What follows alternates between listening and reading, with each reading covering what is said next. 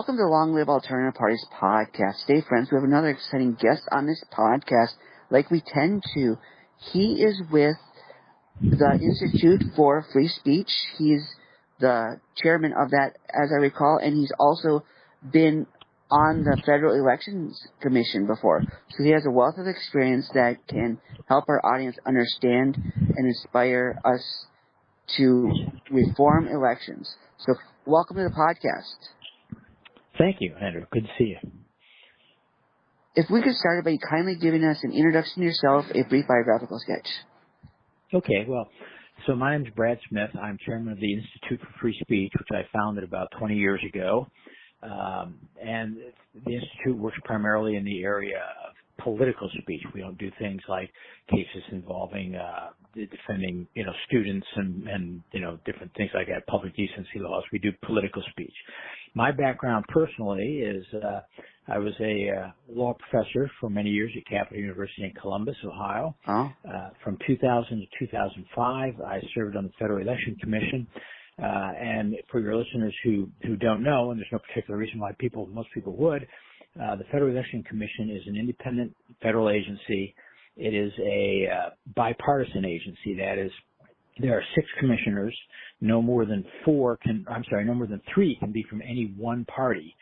So you have to have some party mix of people in order to proceed, because you need 4 votes to investigate people, to bring charges and so on for campaign finance violations.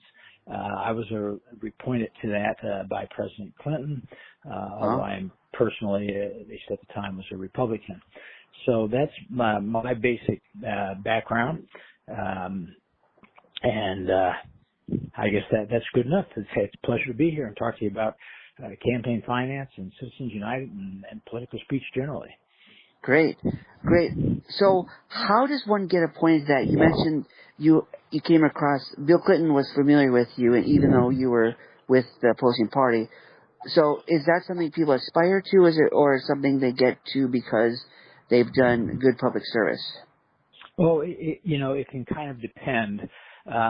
Typically in these kinds of independent agencies, and there are many, like the Federal Communications Commission, the Securities and Exchange Commission, almost any one of the government bureaucracies that has commission at the end of the name is an independent agency that works this way, where only so many members can be from one party or the other. So typically, when like President Clinton has to appoint a Republican, he can't appoint another Democrat because they filled all the Democratic seats. They will usually go to the Senate leaders in the opposing party, because if the opposing party doesn't like the president's pick, they'll filibuster it, right, and then block it in the Senate. So President Clinton goes to the Republican leadership in the Senate, and the Republican leadership tapped me. And I was a somewhat unusual pick, just having been a law professor who'd written and spoken on the issue, testified many times in Congress. But, usually these appointments do go to people who have been, lawyers for the party, or congressmen who lost their last election, or, staffers, people who were staffers on the committee for a powerful congressman, that sort of thing. So I was a little bit different, being taken out of academia and basically being known around Washington simply because of my writing, testimony in Congress, speaking, things like that. Okay. That's interesting. That's something new. We didn't know that before, so that's great. So we love free speech here. Our mission is to advance part of the First Amendment.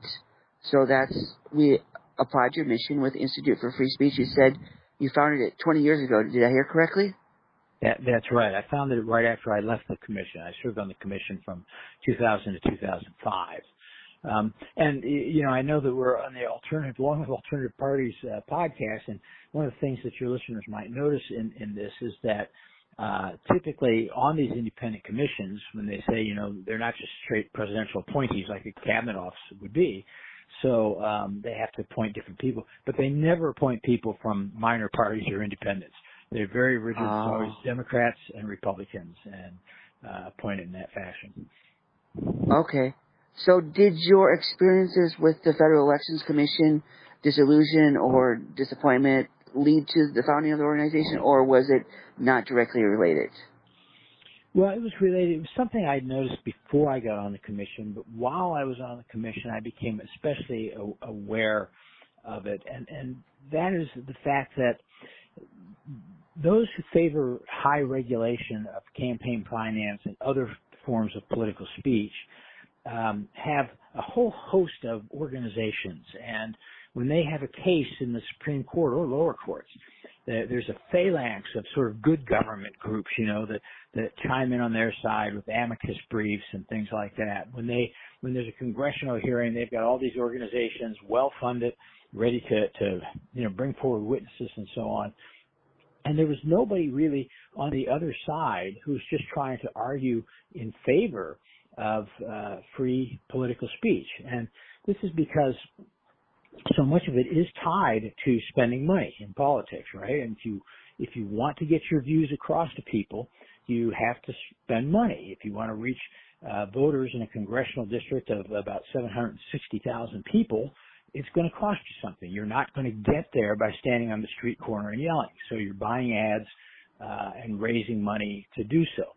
And Americans don't like money in politics, and that's understandable, but they view it as kind of corrupt. But this is a form of political speech and political participation.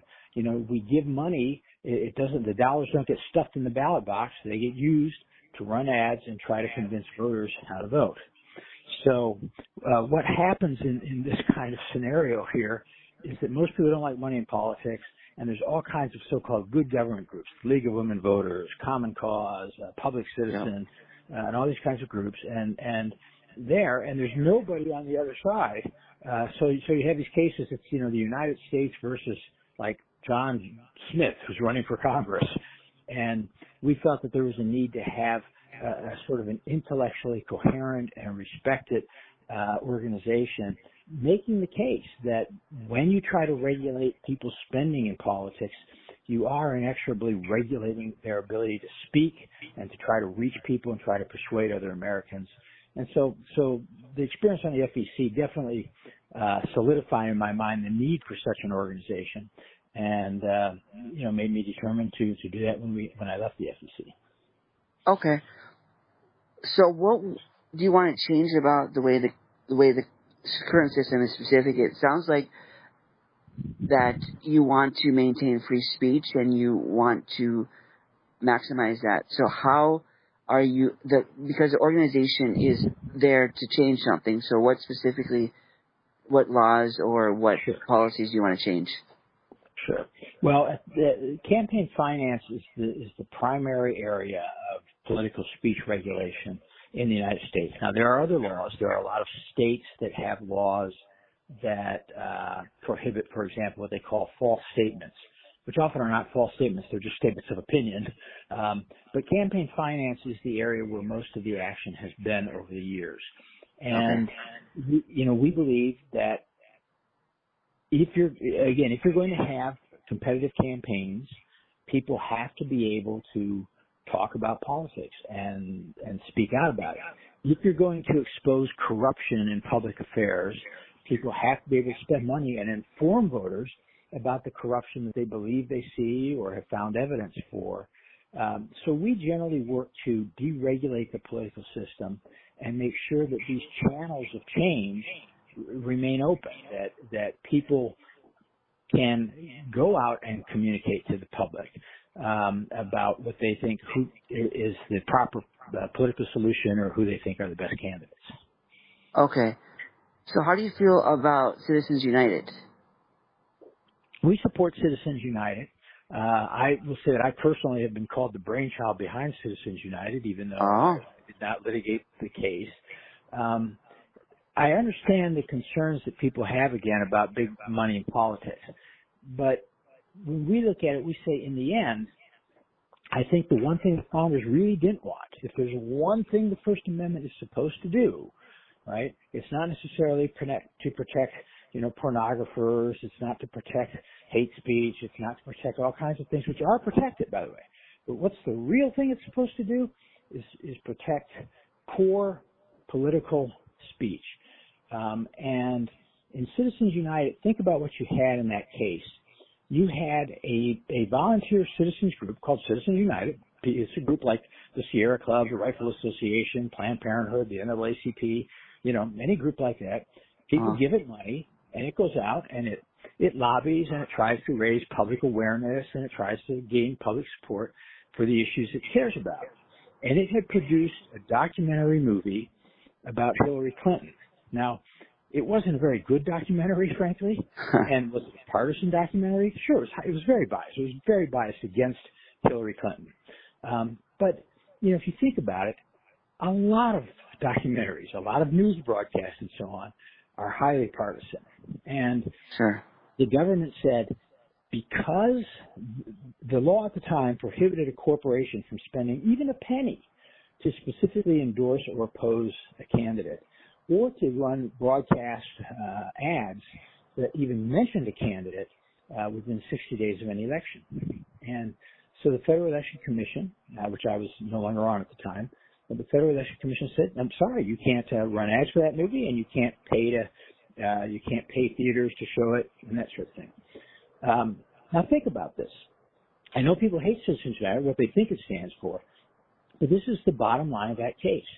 The United States government says that your documentary movie about a major presidential candidate in an election year can be prohibited, banned by the U.S. government, simply because at some point in time it was produced or distributed by a corporation, which, by the way, would make it like every other movie that our listeners have ever seen on streaming, on cable, on broadcast television, in a movie theater. There's Interesting point. Involvement somewhere. So when you think about it that way, I think people begin to say, well, wait a minute, it can't be that simply because an organization is a corporation, it can be silenced and not allowed to express its views. And of course, as we see too, implicit in what I've just said, people will recognize, well, wait a minute, I don't think they applied that to Michael Moore's documentaries. People who are older or have studied the area or the period will remember Michael Moore's documentary, Fahrenheit 9/11, highly critical of George W. Bush. People don't apply that. They would say, well, they don't apply that to 60 Minutes broadcast, but those are done by corporations. What is CBS News but a corporation? And so I think people will see, too, the possibilities there for unequal enforcement and uneven enforcement. And again, that's exactly what the First Amendment is intended to prevent. The government saying, we don't want to hear more of your speech. You've spoken too much. It's up to the voters ultimately to make that kind of decision. Okay, so you see that the rules have been inconsistently applied over the years. For sure. I mean, even if they've been consistently applied, we would tend to be opposed to them but I think one reason we did adopt the First Amendment is precisely because even if you do have sort of even-handed enforcement, there's that possibility that goes awry. People who are in power tend to want to abuse power. Let me give you another example. For example, the very first prosecution ever brought under the Federal Election Campaign Act was brought by the Nixon administration. The law was passed in 1971 originally, and then it was heavily amended in 1974. But the first act was brought against a group of people, and these are some lawyers and college professors and sort of upper middle class people in New York who pooled their money and they spent a few $1,000s to buy an ad in the New York Times calling for the impeachment of President Nixon. This was before Watergate broke. This was about they wanted him impeached because of his conduct that they felt on the war in Southeast Asia and Cambodia and Vietnam. Okay. Well, the Nixon administration looked at this ad and they said, well, wait a minute. If they're arguing that I should be impeached, isn't that likely? If people agree with that, aren't they likely to think that they shouldn't vote for me in the 1972 election? That sounds to me like an election ad. And so they went to prosecute these people. The courts did block that prosecution, but this gives people an idea of the kind of thing that we're potentially talking about. That if you give politicians in power this kind of tool, it will be used, and it will generally be used to silence dissent. So it's not always pretty, but it is, I think, what the First Amendment intends. And I add one final point is that you'll often hear press say things like, it's the Wild West in campaign finance. People can do whatever they want. And look at Elon Musk spending, millions and millions, hundreds of millions of dollars on this kind of thing. But in fact, campaign finance remains, even today, a highly regulated industry. The federal code of regulations is several hundred pages. That's on top of the statute, which is over 100 pages, just in statutory language, with thousands of cases to study and advisory opinions from the Federal Election Commission. In the Citizens United case, I and several other former FEC commissioners filed an amicus brief, which was cited by the court, and we noted the different ways in which speech was regulated under the law, and I can't remember the exact numbers. It's actually remarkable. We figured out eventually there were different regulations for something like 37 different types of organizations. So there were regulations for unions and for limited liability partnerships and for corporations and for political committees. And, you had all these kinds of things. And then there were different regulations for different types of speech, like broadcast ads and print ads and this sort of thing. And so that far from being an arena where people could feel like, I can go out and say whatever I want about politics, in fact, you really couldn't. As we used to say before campaigning, you had to hire a lawyer. And I think the Supreme Court has been right in the last decade or so in cutting back those restrictions and striking some of those down. Okay. This makes me think of a related issue, and I'm curious I think I know how you're going to view this, yet I want to ask you to make sure.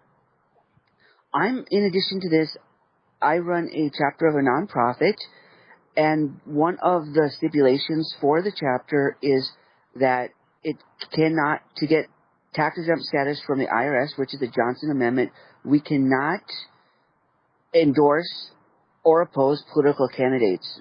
They do allow you to comment on sitting officials, yet you can't during election. You can't do electioneering.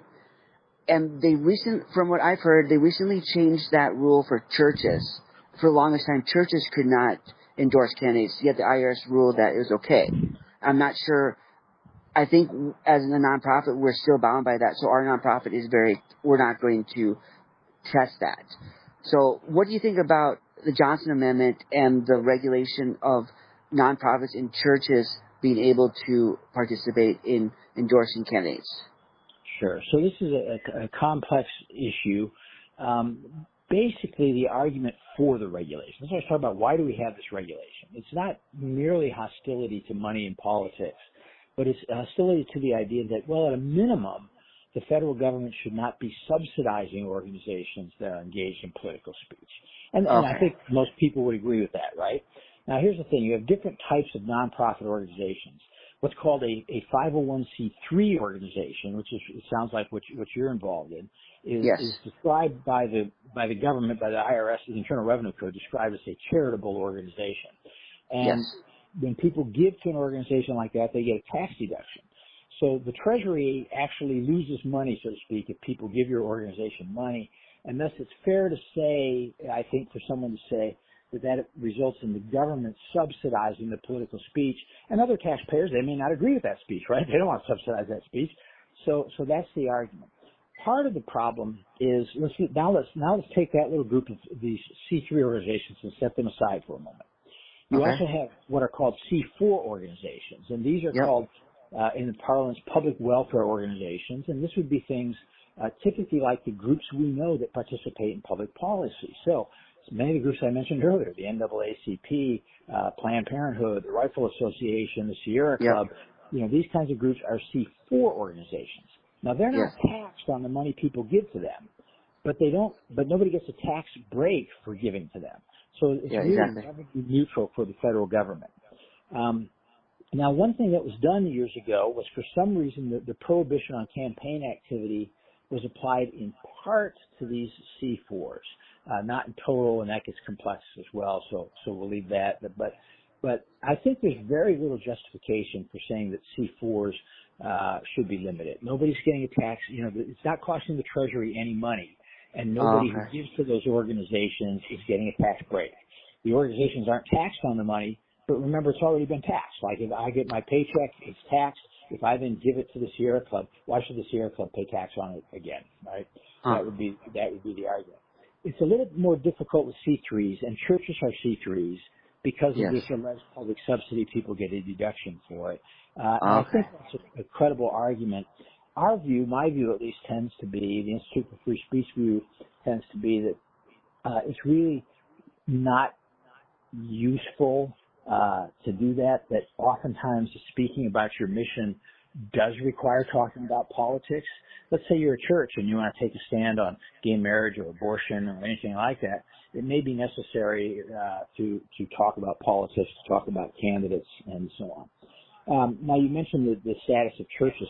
I don't believe the IRS has actually changed its guidance. The Johnson Amendment is still on the books.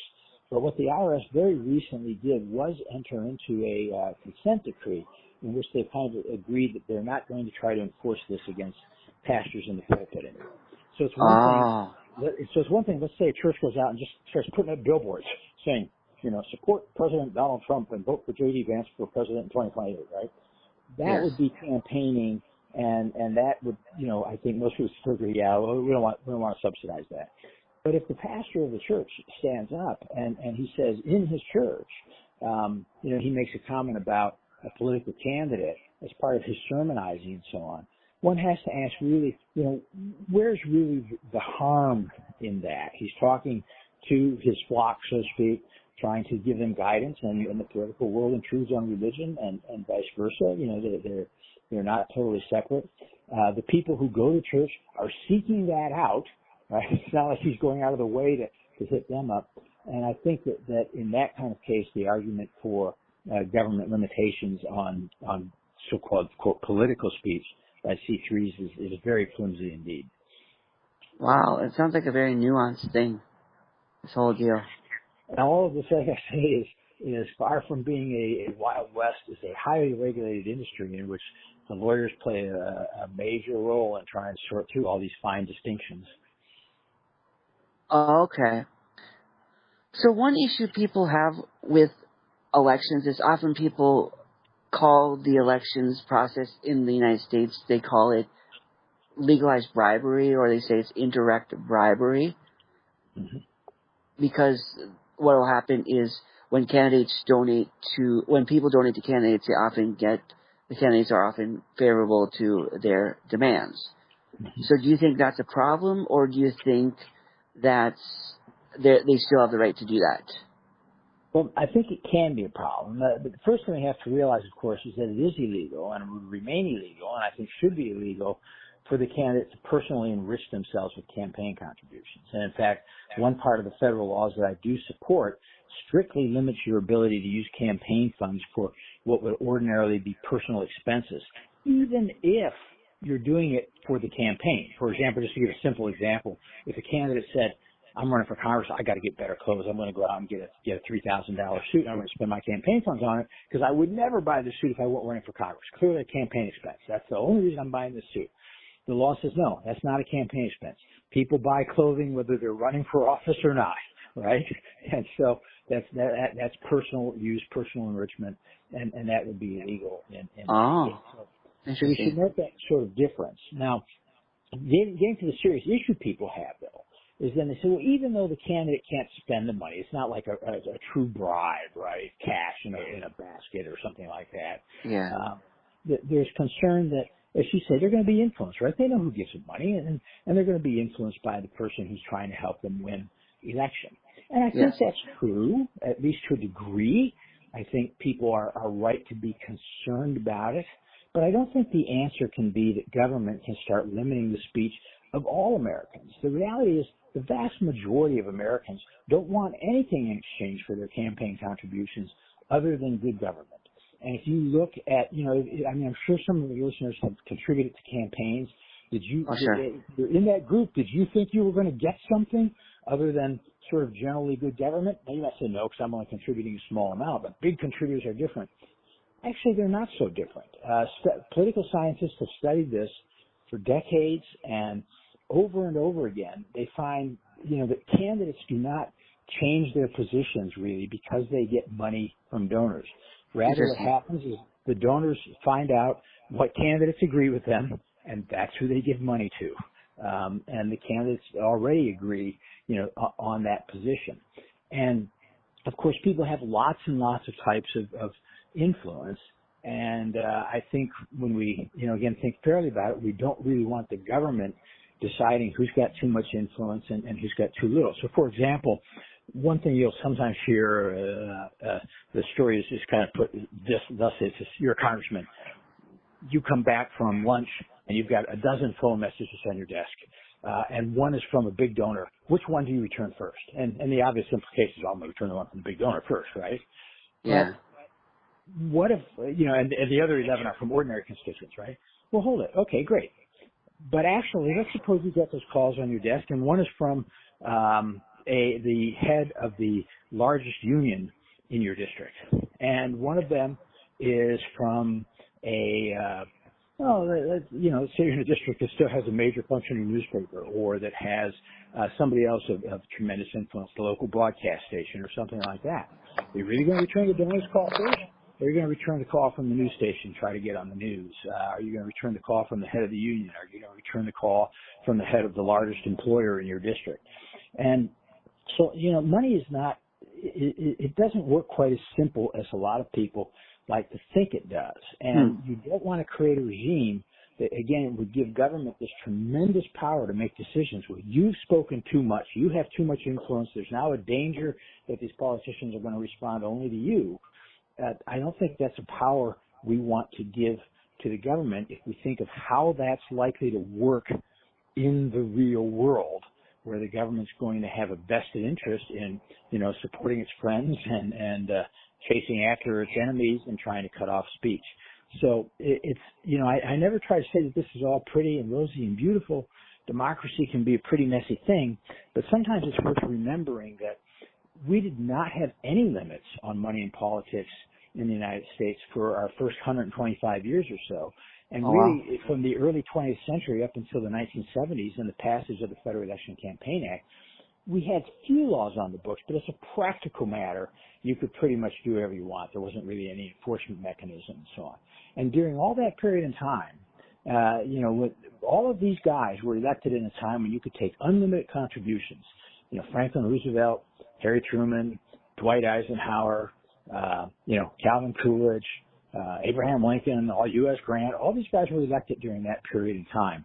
And, some of them you might think were, you might not like or you might like, but in terms of their sort of general competence within their own ideologies, these were really good presidents. They were people of tremendous ability. And, I don't think anybody would say that, since we've put all these restrictions on campaign finance in the early 70s, Congress works a lot better. Our presidents have been better, I just think at a practical matter is how, if you stop and think about it, it should make us start to say, therefore, if you think we got to have these limits or we're never going to elect the right people to office, that maybe you should, start to rethink that. If you just think about, how government used to work versus how it works today in this heavily regulated environment versus, in the 1960s when we had no limits, we passed the Voting Rights Act and we passed the Civil Rights Act. And, it was in the 1930s, that major legislation was passed on things like Social Security and workplace safety and so on.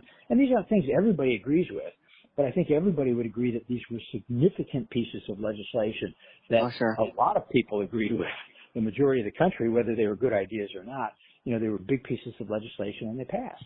And that should make people maybe stop and rethink and say, maybe this is not quite the easy issue I thought it was when I condemned Citizens United as leaving unbridled corporate power in America or something like that. Oh, sure.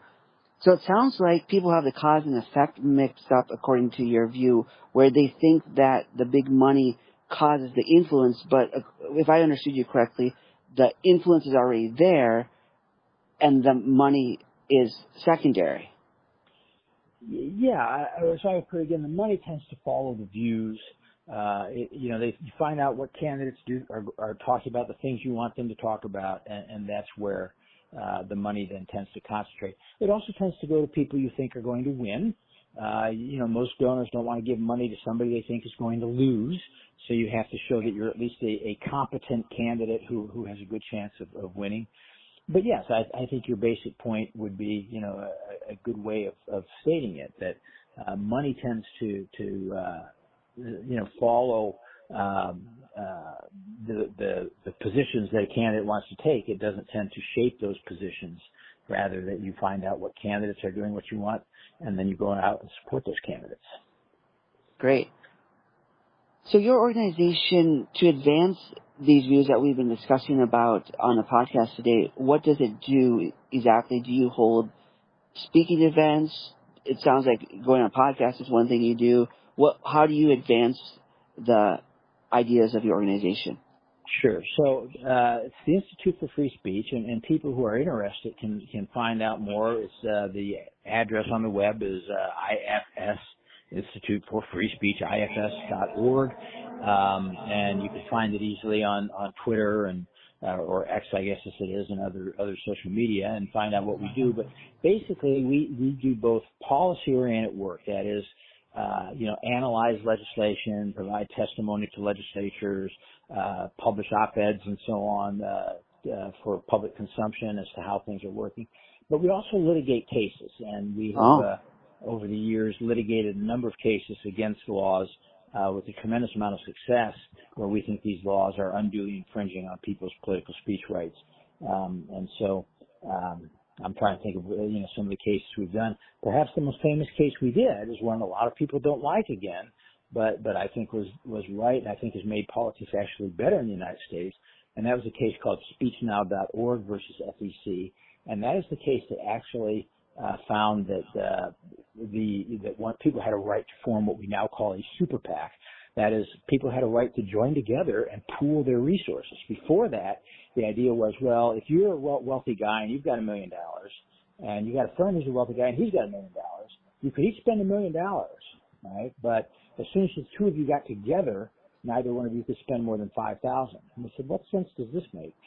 People should be able to pool their resources. And the group Speech Now itself was a classic group. They were a bunch of people. They'd known each other for years. They were friends. They shared similar political views. One of them was a business owner with a considerable amount of money. A couple of them were kind of prosperous upper middle class people with some money. And a couple of them were like college professors and so on without much money at all. But they all wanted to get together and work together. And under the laws that existed before super PACs were allowed, it would have been illegal for them to pool their resources and for the guys in the group who had money to pay to run ads, to pay for the group's activities, even if the other people in the group, were organizing the activities and using their sort of political acumen to do that work. So that's one example. We fought against cases where the government seeks to create a database of donors, which is very, very common. The idea that you have to report all of your political donations and contributions to the government. We've represented people in those kinds of cases, saying, the government doesn't really have a right or a need to know, who you talk politics with. So those are the kinds of things that we litigate, and we have a pretty good track record there. Okay.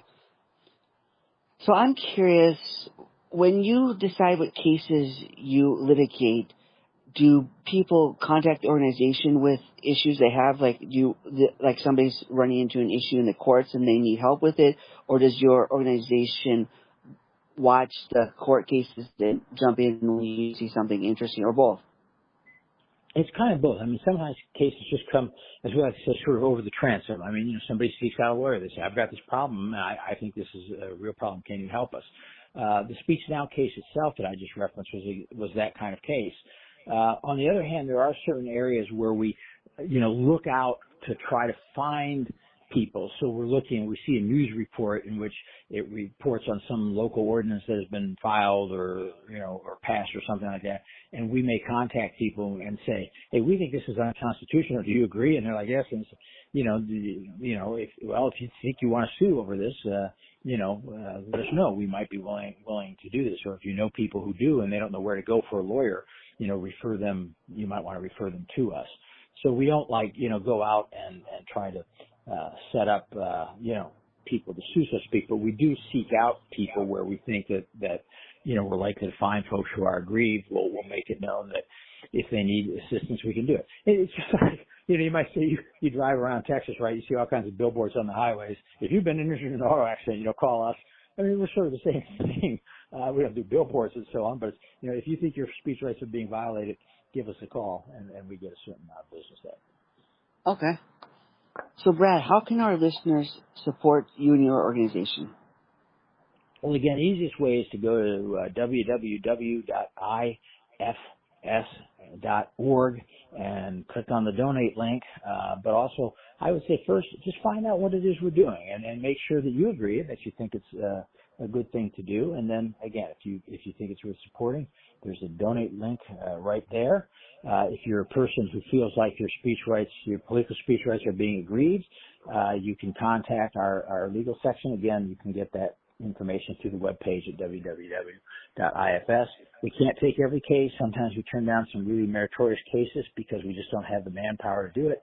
But we'll always listen and see what we can do. All right, sounds good. We covered new ground today.